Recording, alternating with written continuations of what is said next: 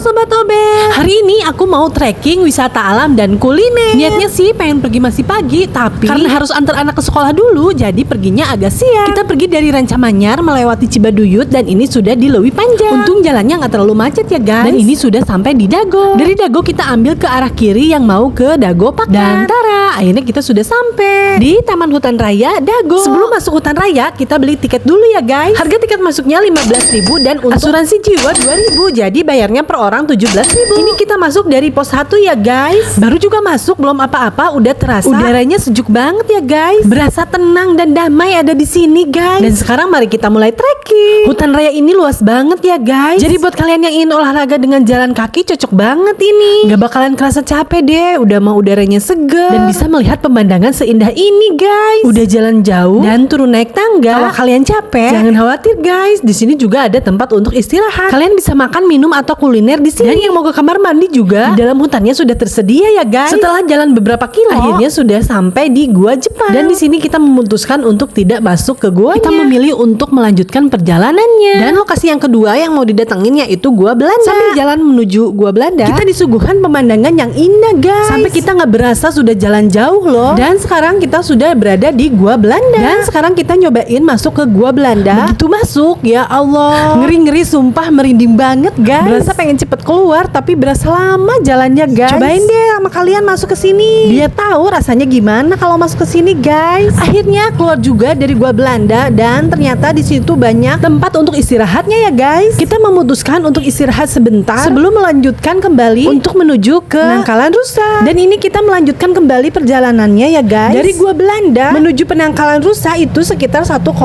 km. Lumayan juga kan? Dan akhirnya kita sampai juga ke Penangkalan Rusa. Kalian bisa kasih makan rusa sendiri dengan membeli pakannya seharga 5.000 untuk ukuran ember kecil dan 10.000 untuk ukuran ember besar. Jarak dari pos 1 ke Penangkalan Rusa sekitar 3 km.